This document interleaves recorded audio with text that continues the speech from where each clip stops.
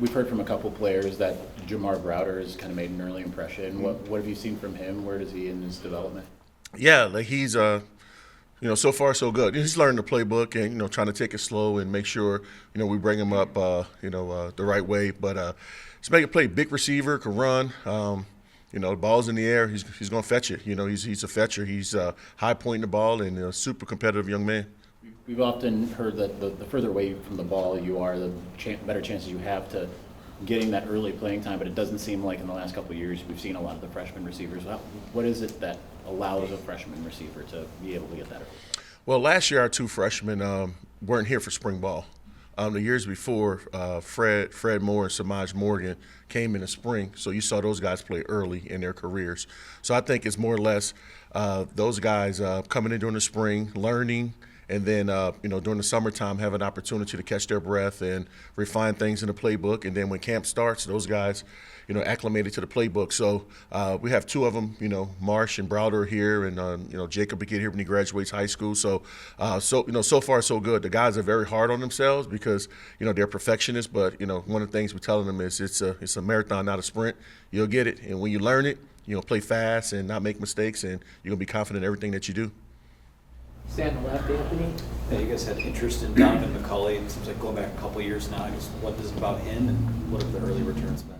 Yeah, as you guys know, we wanted to get bigger, right? We wanted to get bigger in the receiver room, and we had some attrition, and we tried to make up for it via the portal or through high school, and we chose the portal, and McCulley's been he's been a great addition. He's a young man that's played a lot of football, and head down, just working hard, leader in the room, and he's a guy that we're leaning on to help with the young guys' development of that, as far as off the field, how to be conduct yourselves, different things like that. But Donovan's been a great addition. On the right, Zach. Where do you think Samaj Morgan fits within this group, and how have you seen him grow throughout this offseason? It's been great. I think a lot of times, you think about when you say Samaj, I always think of Fred Moore because they both came in together. We were asking a lot of them as sophomores, and we really didn't have older guys in our room, and much less kind of putting the stress on those guys. But thus far, we've seen the best version of Samaj and Fred. They're just older, more experienced, and those guys have they know what their roles are. They know what the expectations are, and you can see them coaching the younger guys. You see Fred, working with Marsh, and same thing with Samaj working with Marsh. So it's been great. It's been great for us. On the right, Aaron. I was going to ask about Samaj and Fred, but just as a unit, as a receiver unit, what's the challenge of these guys after maybe the struggles of last year?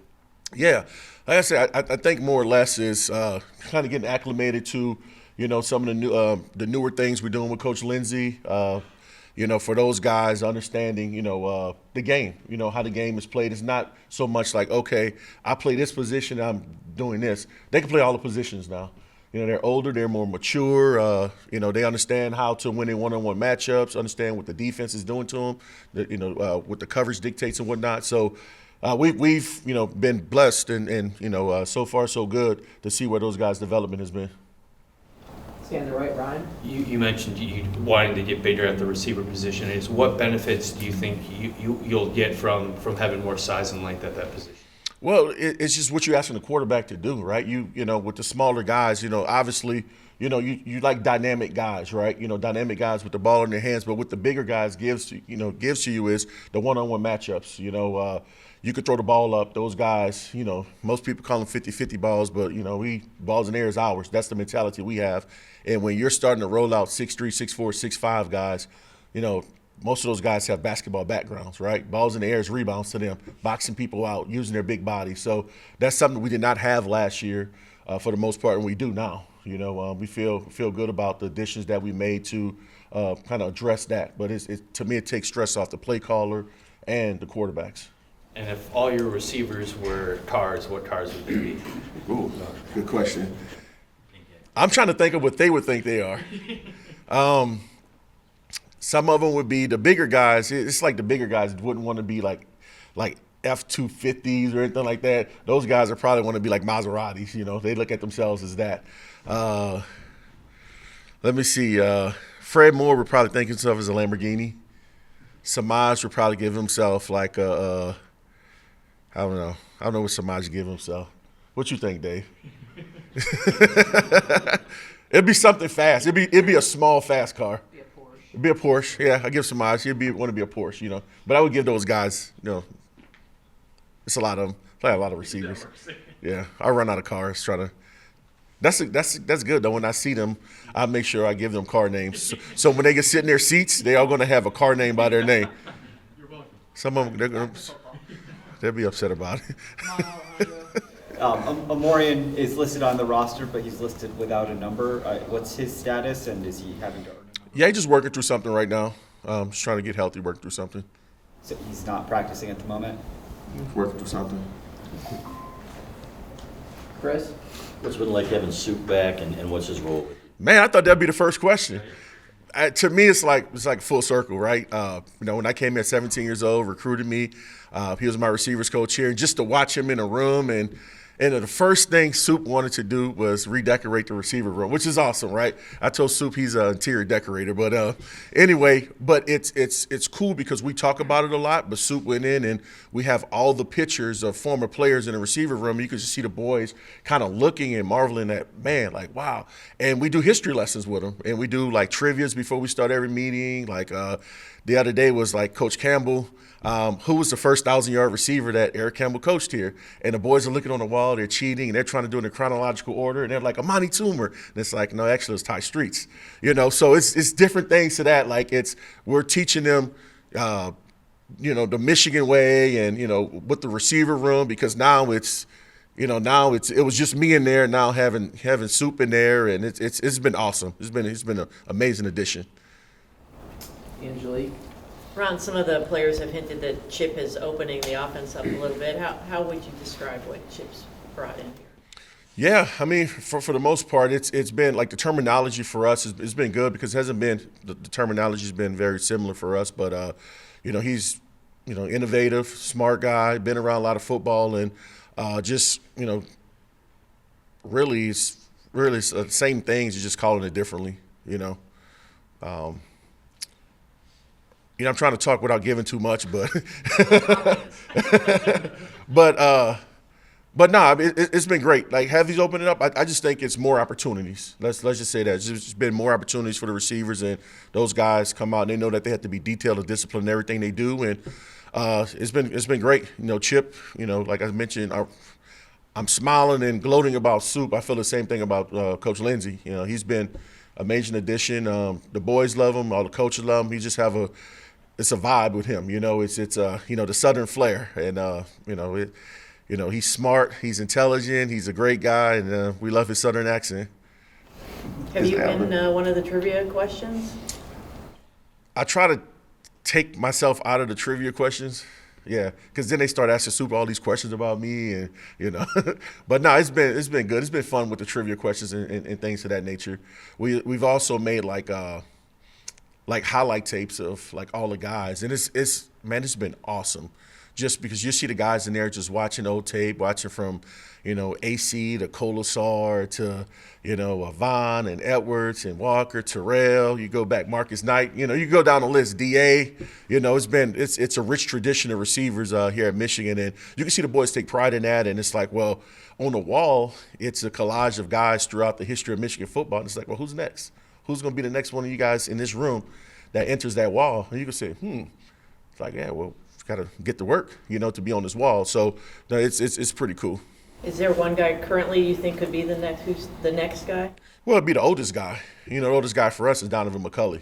He's the oldest guy in the room. Has the most experience. He's played over 1,000 snaps in his college career. So quite naturally, you would think he would be the next guy on the room and on the wall, and that's what he's ascending to. He's he's on track. I tell you what, he's on track to do that. He just got to keep attacking it and challenging himself every day. Which, like I said, he's been a great addition thus far.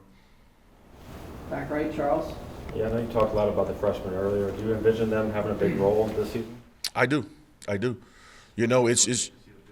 I'm sorry. What do you think it will take for them to see the field? Yeah, once they learn the offense, their heads are swimming a little bit. Rightfully so. They should still be in high school right now, but you could see it. You could see the talent. Marsh, yeah, you can see the talent. Browder, 6'5" receiver, could stretch the field, high point the ball. It's just a matter of, like I said, myself and, Soup and, Jack, just the three of us just continue to develop the guys, but their trajectory, those guys are on track to do some good things for us this season. In the front here, Austin.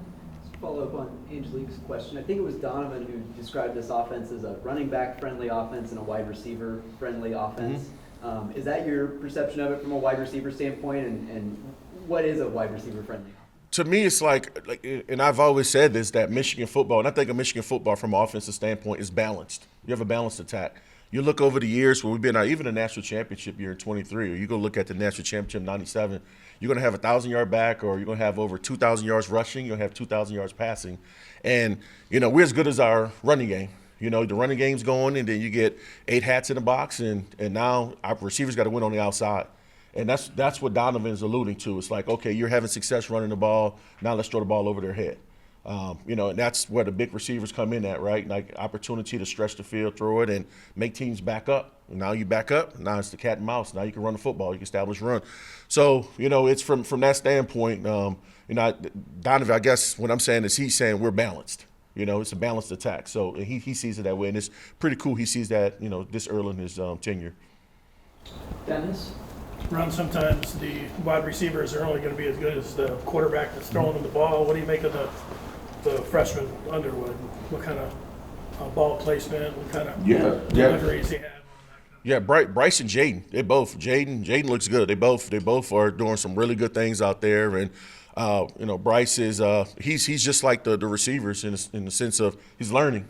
You see the physical talent, ball placement, arm strength, mobility. You see all that stuff, and you get excited because you know what can be. Once he gets a full grasp of the offense, and the same thing with Jaden Davis. You see like, man, like, okay, this is why we went to Charlotte and got him out of Charlotte, and it's those guys are competing and learning, and have great coach and Coach Lindsey leading the way. It's been awesome watching their development, both guys. What about the 2 freshmen that redshirted last year? One of them was from Charlotte, right? Good one. Marion Stewart. Yeah, those guys have had really good springs. Channing is, Channing's a legacy kid, right? Dad played here, and when I think about Channing, you just see the football DNA like pop up every day. Just a really good athlete, smart guy, cerebral, could play all the positions, and all he's doing is he's been making a lot of plays, and we really. Really encouraged like where Channing is, and didn't get a chance to play a lot last year because he was not with us this time last spring. Like I mentioned, someone asked me earlier about young receivers playing, but I think if you catch them, if they have to get acclimatized in the spring, I think that helps their development. And neither one of our freshmen came here in the spring last year. They came in the fall. But in Amarion, same thing. Amarion Stewart, he's been having a really good spring as well. Doing a lot of his work in the slot and, as a returner, and we're super excited about him. Got time for a few more. We'll start with John on the left. Hey, Ron, how has Bryce interacted with your crew, given that he is so young, but he's at a position that's expected to lead? It's been awesome. I sit back and I watch if there's like, let's say, miscommunication or something, or he thought a receiver was going to do this, and he walks over and he kind of says how he sees it, and he'll come over and you've got a little pep, like he's always high praise, high encouragement for a 17-year-old kid. That's huge. Been around a long time, played with some great ones here at Michigan, and played with some great ones here as a player and as a coach, right? And to see those leadership qualities as a 17-year-old kid is quite impressive. Over here on the right, Ryan. Another Soup question for you. I guess, how would you describe him as a coach, and how do you think his experience could benefit you? Yeah, technician. It's a lot of Soup's a detail-oriented guy. He's always been like that. Just chasing the details, and it really helps. Thing that helps me is having one of the larger position groups on the team, numbers-wise, and just having another set of eyes. And not only he's the greatest receiver coach ever in the history of Michigan football, right? And to have that guy and his expertise and someone for me to lean on, and things that he may see differently than me, and me getting the feedback from him, like, hey, try this or do this, or he's a father figure to me, and it's someone when he makes a suggestion, it doesn't make a ton, because a lot of things that I do I learn from him, right? But, the suggestions he makes, I sit back and I listen, because he's done it for such a long time, 37 years, right? 37 years. He's coached Bolitnikoff Award winner, been around a Heisman Trophy winner, first round pick. So the guy knows what he's doing, and, for me, it's a blessing for our room, for our football program. It's a blessing to have Eric Campbell with us. On the left, Clayton. You mentioned Jaden Davis earlier. What kind of jump is he taking from last season? We only saw him for one snap. Yeah, super confident.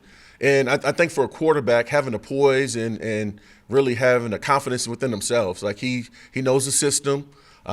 He's striving every day, making plays, just know where to go with the ball. It's just for him, just a totally different kid, just a more confident version of himself. He's doing a heck of a job. Really love where he's at. Right here, Aaron. Ron, you just mentioned it, but you have a lot more bodies in your room this year compared to last spring. Mm-hmm. How different is it? And what's the challenge this fall going to be trying to get all these guys involved?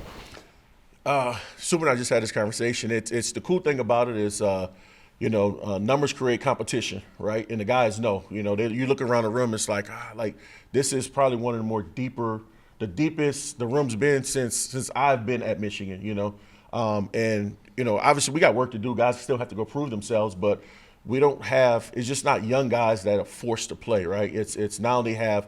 Fred has experience. Samaj has experience. You look at the young guys. Now you got a guy like Channing Goodwin and Amarion Stewart that didn't play last year that are pushing the Fred Moores, and then you got the Donovan McCulley's that he has the most experience. So now it's like, all right, go chase him. So everyone's chasing, someone, and to me that creates competition, and with competition, if it's healthy, brings out the best version of the kids. So I'm super excited about the competition that we have in our room because we're a deeper unit. We still got to put the work in. On the left, Isaiah. Obviously, this isn't your position group, but your guys go up against these defensive backs. Has anyone really stood out to you that kind of has given your room some trouble on the other side of the ball? Yeah, man. Every day we go back and forth, man. Those guys on scholarship as well. They done a heck of a job. But I tell you what, Jair Hill, he's really good. I really like Jair. Zeke's doing some good stuff. He's the Swiss Army. He could play every position in the secondary, which is awesome to see. And overall, the guys are doing a really good job. But I'm gonna tell you who, I mentioned to Coach Morgan the other day was Shamari Earls, the freshman from Virginia. He's long. His long corner, 6'2" corner, move, very skilled. Those type of body types. He's built a little longer than Will Johnson. Those guys give receivers problems just because if you beat them initially, they can recover with their length and athleticism. And he's a kid that, expecting big things from. Obviously his recruitment, everybody in the nation wanted him, and you can see why. I think he's going to be a really good player. Alejandro. Last year maybe was not the year you guys wanted to have as a receiver room. As a coach, what's one thing you learned about yourself or about coaching? Yeah, just keeping the guys together. We didn't have the season we wanted as a team, as a program, and you self-reflect. And I always look at myself. It starts with me in our room, like, what can I do for myself to get better? Because if I'm better, then they're going to be better. And, one thing I came to is they're good football players. They were always good football players. It's how can I give them, opportunities to present that, how good they are. And one of the things I said was we got to create competition. We got to create more competition. And that's the thing we've been chasing all off season was competing. And they know what's at stake. They know nothing's given to anyone. You got to go out there and earn everything. And, when opportunities do present themselves, who makes the best plays, who makes the most plays, and who's most dependable. And I think those are the guys that ultimately put themselves in position to play.